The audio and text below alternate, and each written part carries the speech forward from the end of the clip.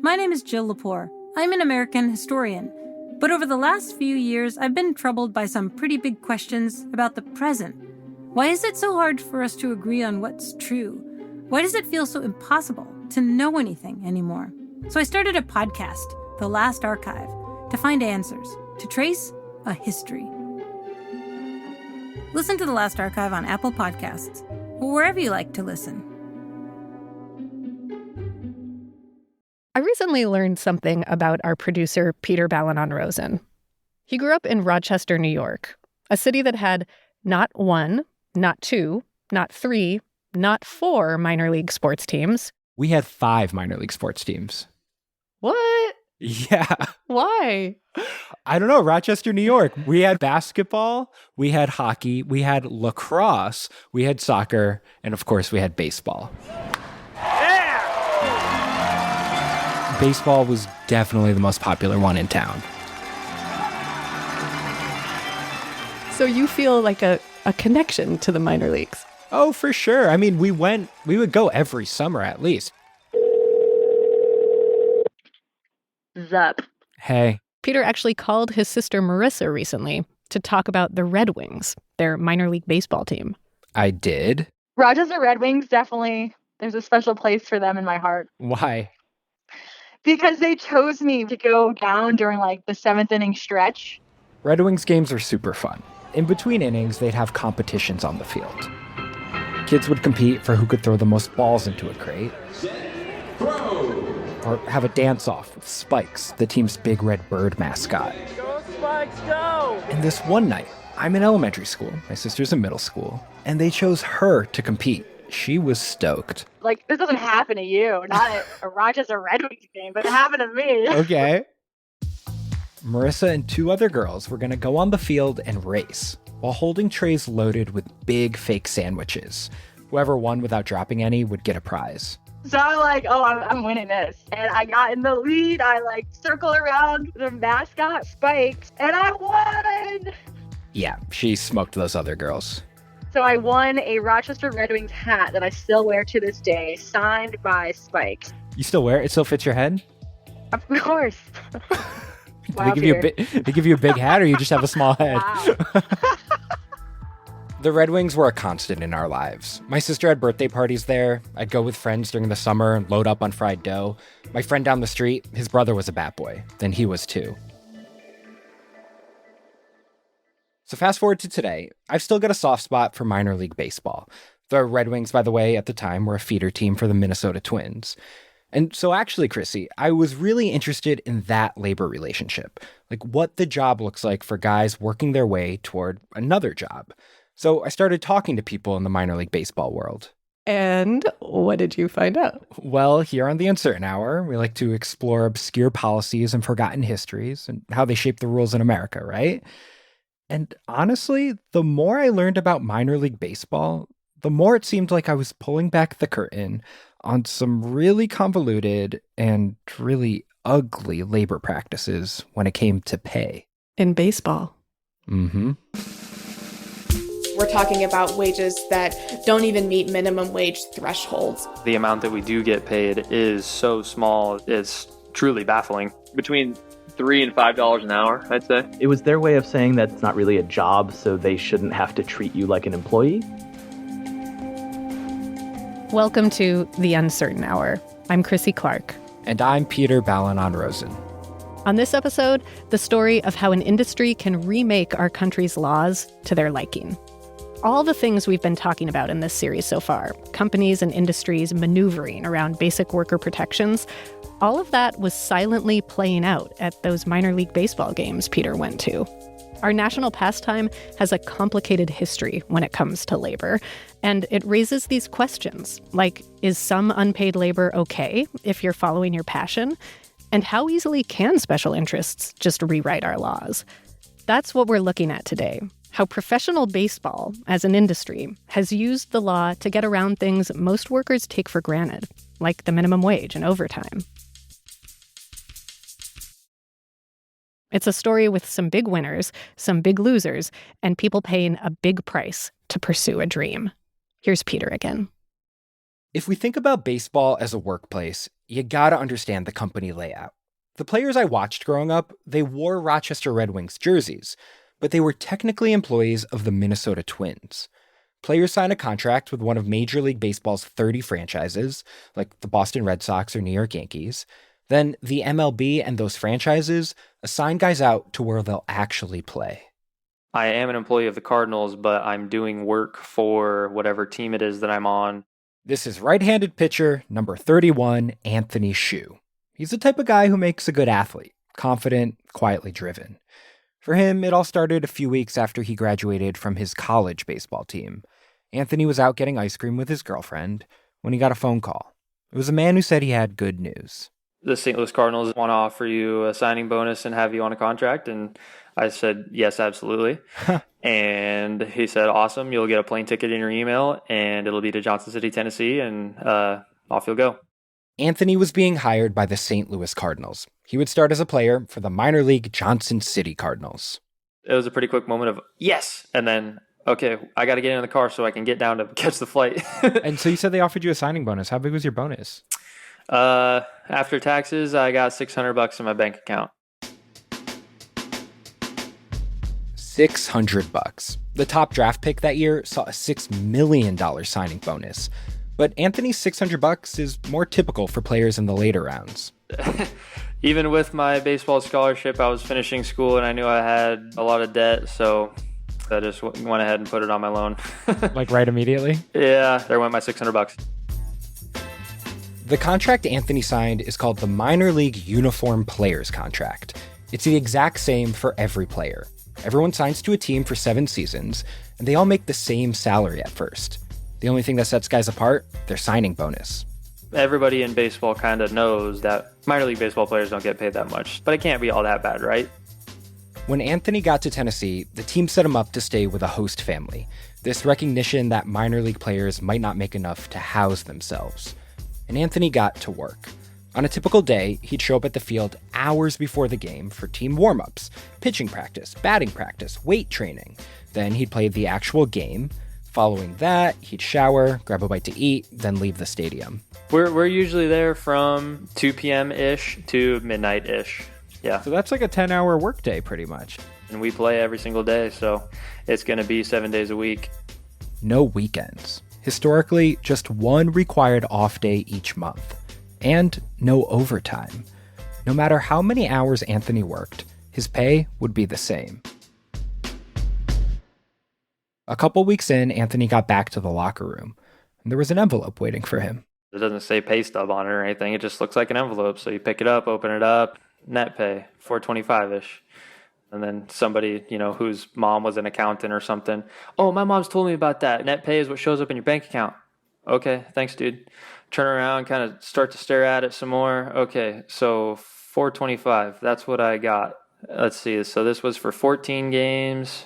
And I was here from like 2 p.m. to midnight every day, and I got $425. Is this missing a zero, maybe? More guys come into the clubhouse behind you, and everybody starts looking around, and we're like, we know what we signed for, but this just got really, really real. Anthony says before taxes, his bi-weekly paycheck was around $500. He did the math, less than $4 an hour. But it was a contract every minor league player signed. The amount that we do get paid is so small that it's truly baffling. Consider this. The federal poverty line for an individual is a yearly income of about $13,000. There are a few different levels of the minors, but players at the lowest level made till recently about $3,500 a year. Less than a third of what someone living at the poverty line would make. Now, the closer you get to the majors, the more money you get, but almost all players can make poverty-level wages. One big reason annual salaries are so low, players only get paid when games happen during the season. However, you're expected to do a lot more outside of those games, right? This is number 27, left-handed pitcher Mitch Horacek. He was with the Minnesota Twins organization when we spoke. Today, he's a free agent. I mean, spring training is usually 45 days, and there are no off days in spring training for most organizations. Yeah. I mean, zero, and you don't get paid for that. Teams put players up in a hotel, provide some food, but they don't pay guys, just daily stipends for meals. Mitch says his first season, it was $10 a day. You can hardly get a Chipotle bowl. You can't get one with guacamole, I can tell you that. So for minor league players, low pay in general, no overtime, no matter how many hours you work, and you only get paid during the season, despite spring training and fall instructional leagues in other months. During most of the offseason between September and April, players aren't working with their teams. Still, they're expected to train and stay in shape. So without a paycheck, some guys pick up second and third jobs, like Mitch's friend. He'd wake up at 6 a.m. and open at Dick's Sporting Goods. He'd work until like noon, and then he would drive to the gym that we all worked out at. And then after that, he would go work, a night shift at the batting cage, giving hitting lessons to kids. So the guy's working all day long. Anthony, the Cardinals minor league pitcher, drove Uber and Lyft one year to make ends meet. People will get in your Uber or your Lyft or whatever, and you'll you just talk to people, obviously. Well, not in New York where I live, but okay. He says inevitably people would ask if he drives full time, and he'd say, "No, actually, I'm a baseball player." There's a moment where people are, a little bit baffled. Yeah, but you're driving my Uber. What do you mean you're a professional athlete? Well, sir, I make about $400 every 2 weeks, and that's only half the year. But isn't that like a multi-billion-dollar industry? Yeah, and I have skills that only 0.0001% of people have in a multi-billion-dollar industry, but, the economics of it don't work out, apparently.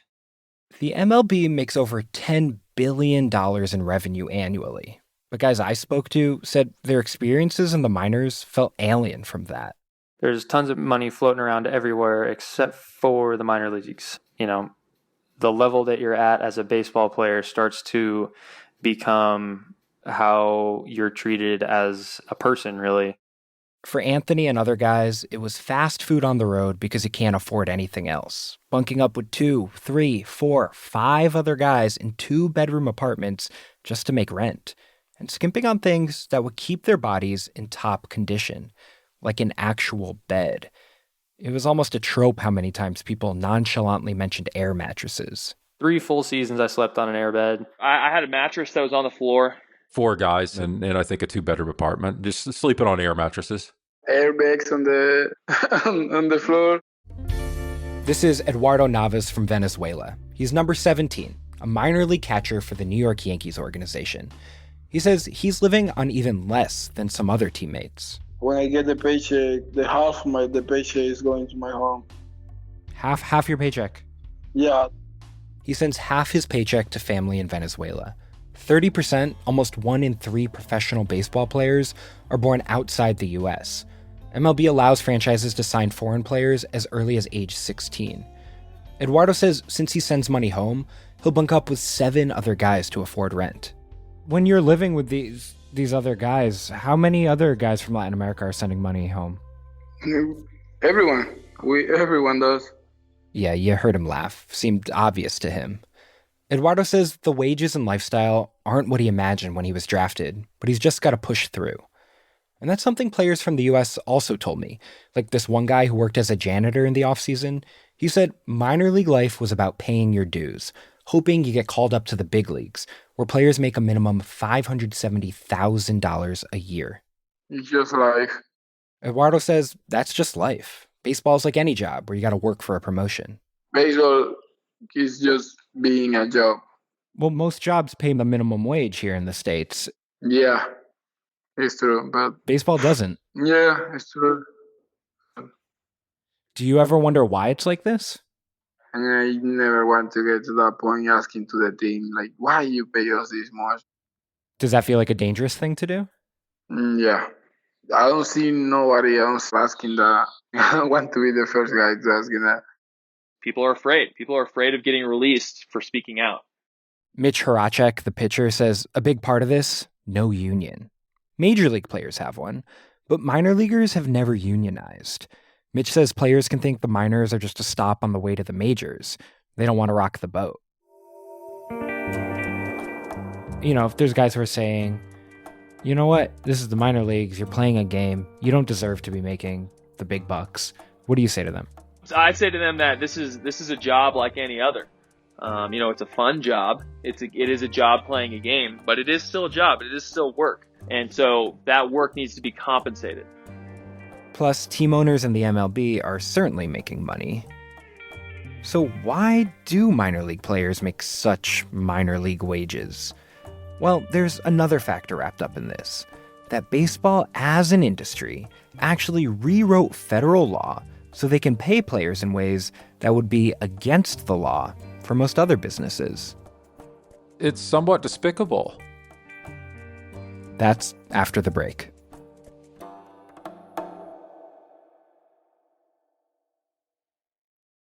Hi there, Malcolm Gladwell here. My new audiobook, The Bomber Mafia, takes you on a journey through one of the greatest moral challenges of the Second World War.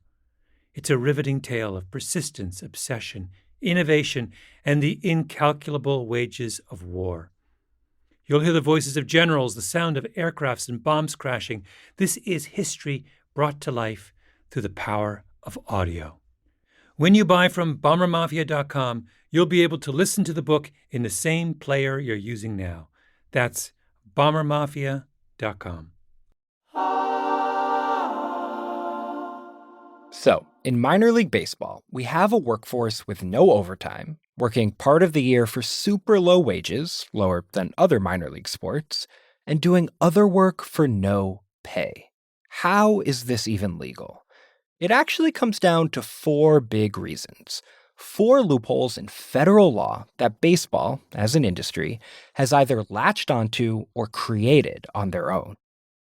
Our first loophole is this quirk of history involving a strange Supreme Court ruling, and it helps us understand why the MLB can offer such low wages to minor league players in the first place.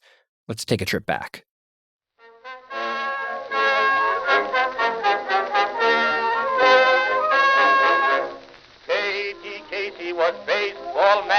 Take Me Out to the Ballgame was written in the early 1900s.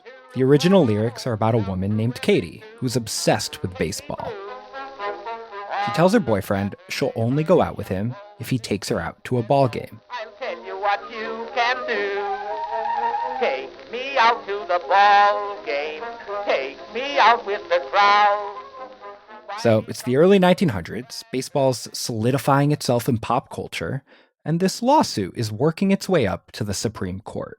The American and National Leagues, the leagues that make up Major League Baseball, had been aggressively buying up teams and driving smaller leagues out of business. The question the Supreme Court has to weigh is, are they illegally monopolizing the baseball industry? In a unanimous decision, the Supreme Court rules that the Sherman Antitrust Act does not apply to Major League Baseball. Catherine Walden's an American Studies professor at Notre Dame University and teaches about the history of professional baseball. She says it went down like this. The justices said the federal Sherman Antitrust Act, which says you can't do things like monopolize an industry, only applied to interstate commerce. They narrowly defined commerce at the time to mean the production or distribution of physical goods.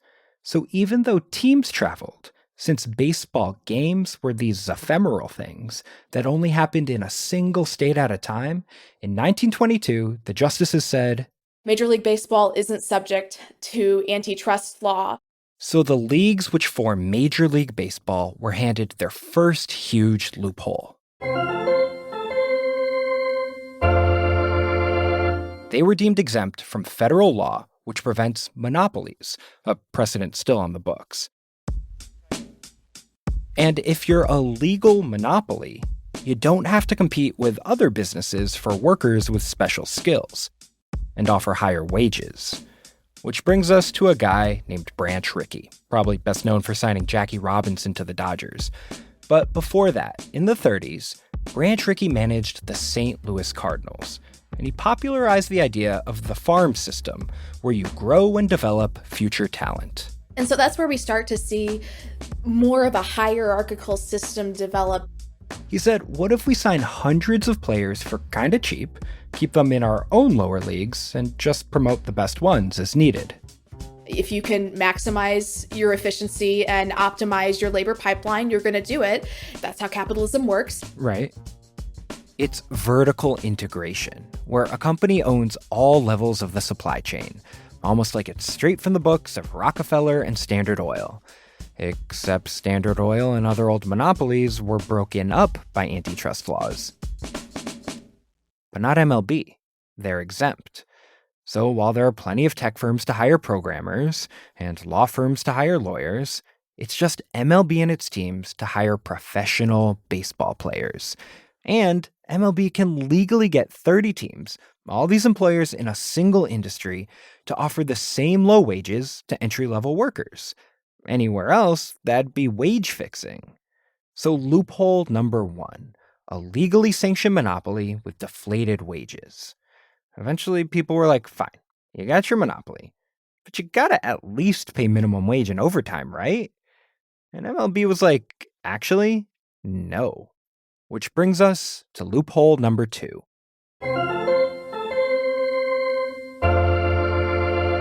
The seasonal employment loophole. If your category of employment falls under seasonal employment or entertainment, you are not eligible for those kinds of labor protections.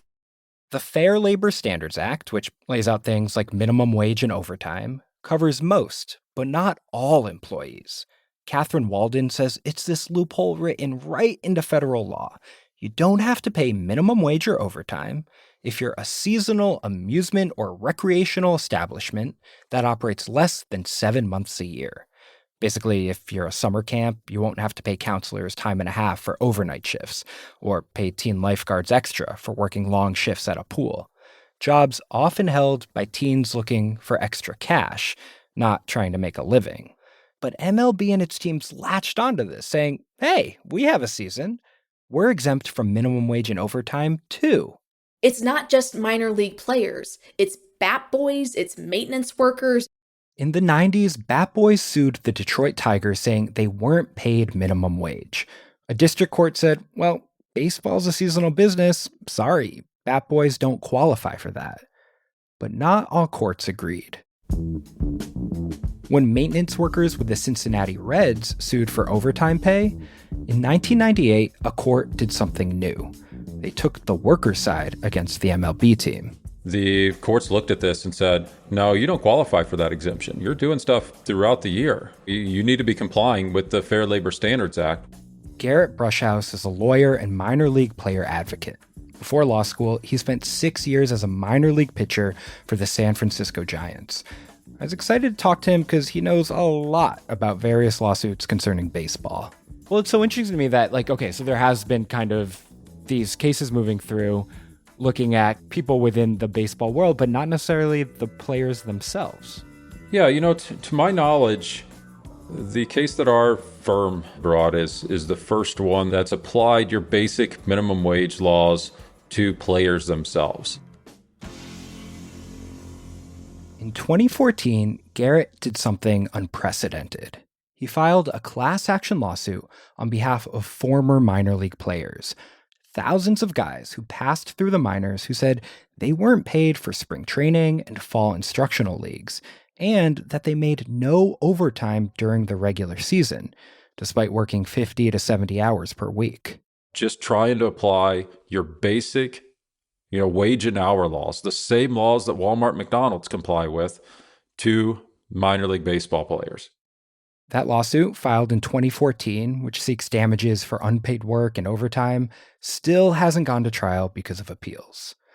But in the years following the filing of the lawsuit, MLB found a new reason they said they weren't responsible for minimum wage or overtime, something that may be familiar if you've been listening to this season. Legal loophole number 3. They said minor league players aren't actually employees. They try saying that they're trainees instead of employees and shouldn't even be subject to your minimum wage laws. In public statements, MLB said, quote, minor league baseball is not a career, but a short-term seasonal apprenticeship. Mark Normandin, a freelance journalist who writes a newsletter about sports and labor, he watched this all play out. It was their way of saying that it's not really a job, so they shouldn't have to treat you like an employee. Whoa. So they're not saying these guys aren't my employees. They're saying these guys are not even employees. Yeah. So when anyone would use an argument of like, well, even someone in the service industry or fast food industry is paid better and treated better, they'd be like, yes, but that's a job and could be a career. This is not. Well, that's so wild, right? Like, if you want to get around workplace protections, what's a better way to do that than just say, wait a minute, this isn't even a job. This isn't even employment. There's no workplace protections if you don't have a workplace, essentially. Now, let's think about some numbers. Professional baseball players spend, on average, 4 years in the minors. That's a long time to not be an employee. And only about 1 in 6 will ever get called up to the majors. Now, the Supreme Court has ruled that some trainees can be unpaid, but their training has to meet specific requirements, like that the trainee benefits more from the training than the business benefits from their work. It's why we can have unpaid internships. So in a preliminary hearing for Garrett's class action lawsuit of former minor league players, a lawyer for MLB went to that playbook. The lawyer said, quote, "Our position is that none of them are employees, that they fall squarely within the ambit of a trainee." The lawyer said since Spanish-speaking players can take English classes and classes are done to teach players how to open a checking account, that this is training not just for baseball, but for life. And the lawyer said to the extent that any employment relationship may exist, it'd have to be determined on a case-by-case basis. And that should prevent Garrett's class action case from moving forward. The courts ultimately rejected that argument. So the baseball industry went looking for a new reason to not pay minimum wage or overtime, one that'd be much more bulletproof, a fourth and final loophole.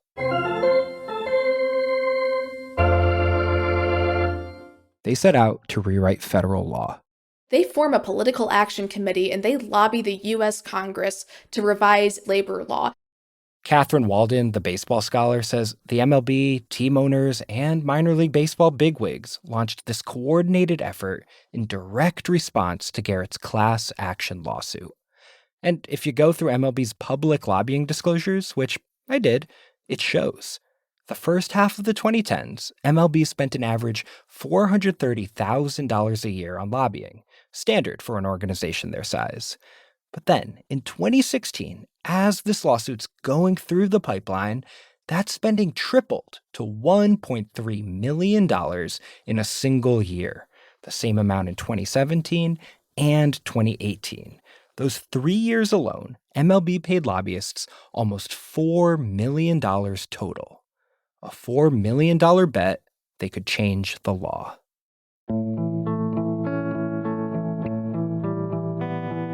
In March 2018, Garrett's class action lawsuit was limping along, bogged down by appeals. One Sunday evening, his phone rang. I got a call from a Washington Post reporter asking me, what can you tell me about the Save America's Pastime Act?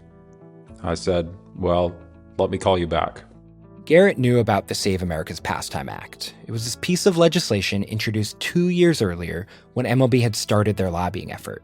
It had died in the House.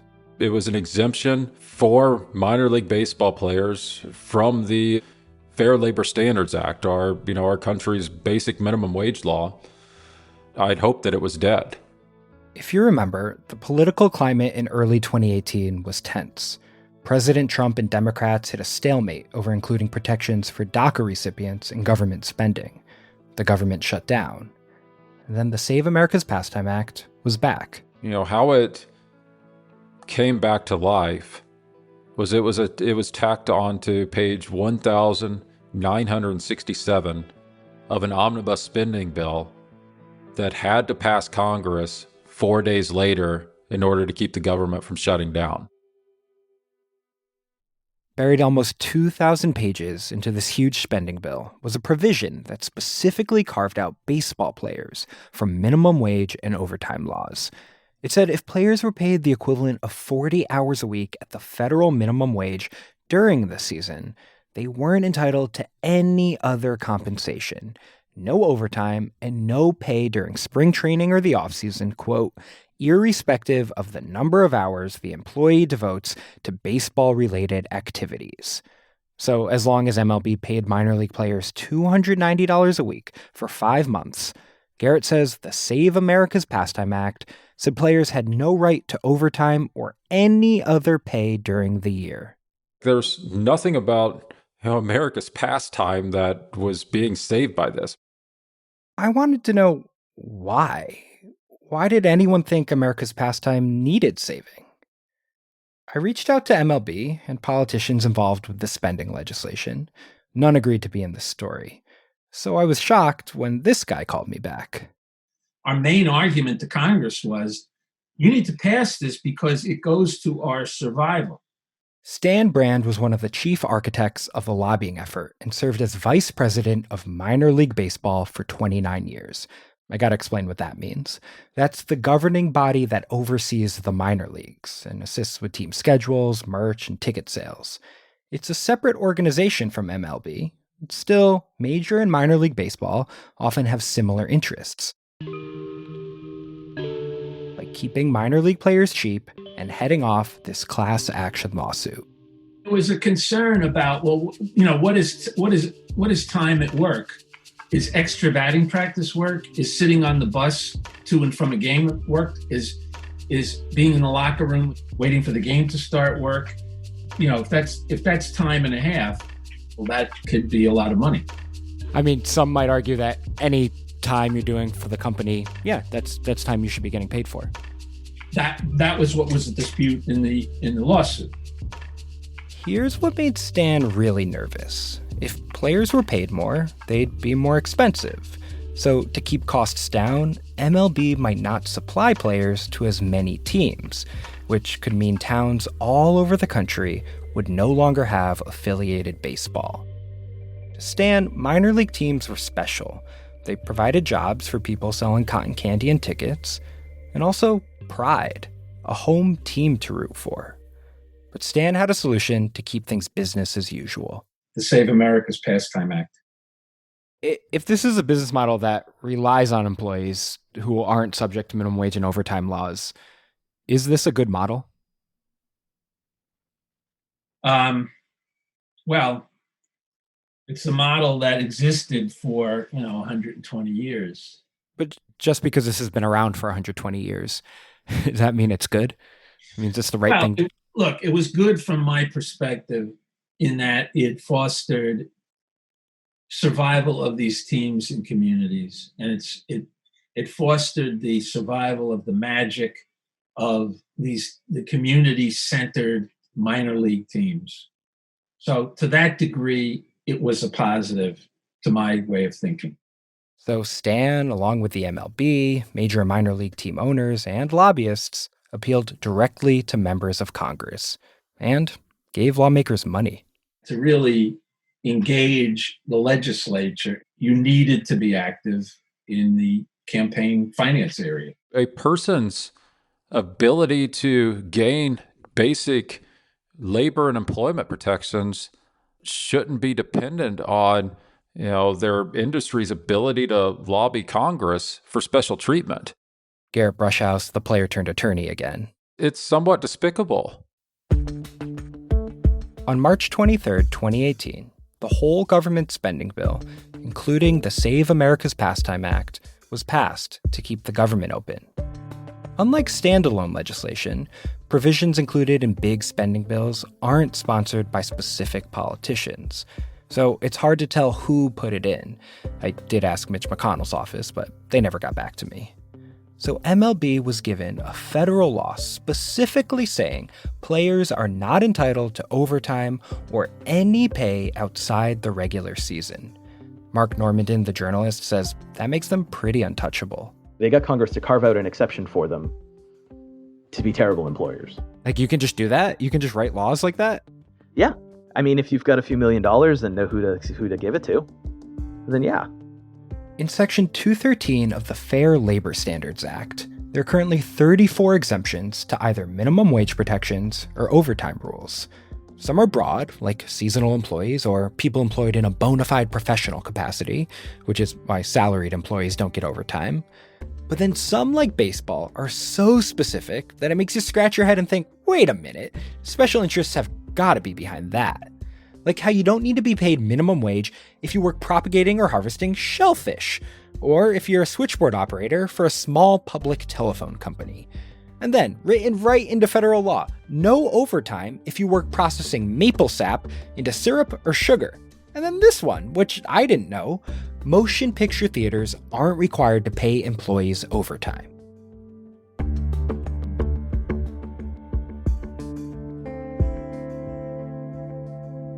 So adding minor league players to that list was a victory for Stan Brand. Still, I wondered if he had anything to say to those players. So I've spoken to a bunch of guys. Guys talked about living on air mattresses, who can barely afford Chipotle during their spring training. What message do you have for them for why they should get carved out of these protections that other businesses are held to? Look, I don't wish these people to sleep on air mattresses. They're seeking to qualify themselves as the most elite baseball players in the world. You know, any more than a violinist at Juilliard hopes to get onto the New York Symphony someday. That's the nature of the career they're pursuing. It's a tryout. It's an apprenticeship. Well, guys are locked into a 7-year contract. That's a long time to not be a real employee, no? Well, except very few of them last 7 years. Well, just because you're an apprentice or a trainee, should you not get minimum wage or overtime? Well, yeah, I don't know. They weren't getting minimum wage. They weren't getting paid for those extra functions that I mentioned. Well, it's not just sitting on the bus. It's also spring training, other sorts of trainings during the off season. Yes. Some might look at that and say, hey, this is unpaid work. That was their claim. Do you see spring training as unpaid work?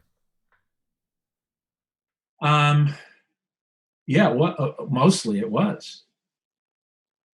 And I was not an advocate for not paying the minor league players a living wage. I was simply explaining the reality of the current relationship and its impact on the industry. I was honestly kind of shocked to hear him admit, yeah, this is unpaid work. But if we didn't do that, our whole industry would fall apart. Garrett Brushhouse, the player turned attorney, he doesn't buy that. It's a slap in the face to every minor league player out there. We aren't asking for huge sums of money here. A full-time minimum wage worker in this country makes around $15,000 a year. A fraction of team profits. In 2019, if MLB teams had paid minor leaguers $15K a year, that would have cost teams about $2 million each. Not much for them. Just 4% of the average $50 million teams made in operating profits that year, a figure that comes from Forbes, which tracks MLB profits. And players like Mitch Horacek, the pitcher, are still trying to wrap their heads around the Save America's Pastime Act. Straight out of 1984. It is doublespeak. I think it's gross, man. I mean, I think Major League Baseball, they're just spending millions of dollars to craft the rules to suppress wages on employees that make the least. But there's another wrinkle in all of this, an incentive for teams to keep costs down. You have these owners, these primary owners, but they also sell tons of little and, like minority stakes in the team. So any money you don't spend on players is money that can go to these investors. Mark Normandin, the journalist, says in the early aughts, the early 2000s, baseball started becoming this big investment opportunity. All these investors bought into teams, franchise values exploded, which then attracted more investors, with everyone expecting a return on investment. So he says professional baseball became even more motivated to keep costs down and preserve their business practices. Can we draw a direct line from kind of this change that happened in the early aughts and this mindset to something like the Save America's Pastime Act? Yeah. I think it's from that same mindset that forces you to look for every possible efficiency and loophole to save money. Baseball's a sport that's all about tracking analytics. A guy's batting average, pitch velocity, RBIs, then thinking about what could be better. It doesn't seem too far off to take that same mindset to the industry's whole business model. Stan Brand from Minor League Baseball says, yeah, that's exactly what's happening. You know, old baseball men used to run the game, and now, hedge fund investors and Yale economists run the player development side of the game. In analytics, the entire focus of the game has changed, and the entire focus of the business has changed. Currently, there are drastic changes happening to the minors. The 2020 season was canceled due to the pandemic, and despite the Save America's Pastime Act, which Stan lobbied for under the impression it would save teams, MLB declared they were going to reshape minor league baseball, draft fewer players, and cut 40 teams. To me, that's a betrayal of our going to Capitol Hill and seeking this amendment. You feel betrayed? Absolutely. Lo and behold, the Save America's Pastime Act passes, and the first thing out of the box is a contraction plan. MLB decided, rather than dealing with a governing body that represents all of the minors, that they'd sign contracts directly with minor league teams one by one, giving MLB full control over minor league licensing, ticket sales, streaming rights, all the things Stan's office used to do. A few months after we first spoke, he resigned. There was really nothing left for me to do. So I wondered how Stan felt about carving players out of minimum wage and overtime requirements now. I mean, Save America's Pastime Act was bundled into this huge bill that needed to pass to keep the government open. Was that kind of sneaky? No, it was public. Everyone knew about it. This was just one of hundreds of provisions that was enacted that way. So it was no different than anything else that's occurred in the Congress in the last 20 years. I mean, sitting where you are now, would you do it again? Look, if we knew that 40 teams were going to be eliminated, no, probably wouldn't have. Now, everyone I spoke to said the minors weren't working as well as they should, but no one thought less baseball was the solution. Still, when minor league baseball returns, there'll be fewer teams and a shorter schedule for many. Remaining players will get a raise, but Mark Normandin, the writer, says it's not that meaningful. So it's about a 50% raise, but a 50% increase of shit is still shit. All players now make the equivalent of minimum wage during the season. Still, no overtime, no pay during spring training, and many making annual wages below the poverty line. As far as Garrett and the class action lawsuit for former minor league players, Garrett hopes to argue MLB also violated state minimum wage and overtime laws, even if current players are carved out from federal ones. MLB has decided to pay exorbitant amounts to lobbyists and to attorneys rather than treating these players as employees, as they are called on the face of their contract. Baseball's far from alone in crafting laws to legitimize their business practices. Recently, Uber, Lyft, and other gig companies launched the most expensive ballot measure in U.S. history to convince California voters app-based drivers shouldn't be covered by state laws that would make them employees rather than independent contractors. Just like baseball, it worked and could send the message to big business. Just do what you've always done. Don't like the laws? Write your own.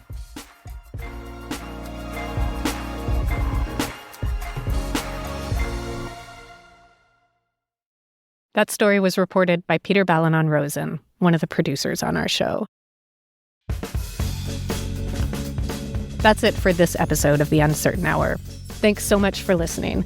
We'll be back next week with the last episode in our season. We'll tell some of your stories about working as a non-employee, and we'll ride along with an Amazon Flex driver. So they're throwing out like DiGiorno pizzas? Those are stuff that was returned by other drivers. Like if they couldn't deliver it and they bring it back, they throw it out. That's next time on The Uncertain Hour. And if you want to help us with that episode, tell us your story. Have you ever been a non-employee that doesn't get minimum wage or overtime? Or let us know if you've got a question about something you've heard this season or something you want to know more about. Our email is uncertainhour@marketplace.org. Our producers are Caitlin Esch and Chris Julin. Our editor is Catherine Winter. Research and production help from Muna Danish, Daniel Martinez, and Mark Hay Green. Our media producer is Robin Edgar. Our digital team is Tony Wagner, Erica Phillips, and Donna Tam. Sitara Nieves is the executive director of On Demand at Marketplace. And I'm Chrissy Clark.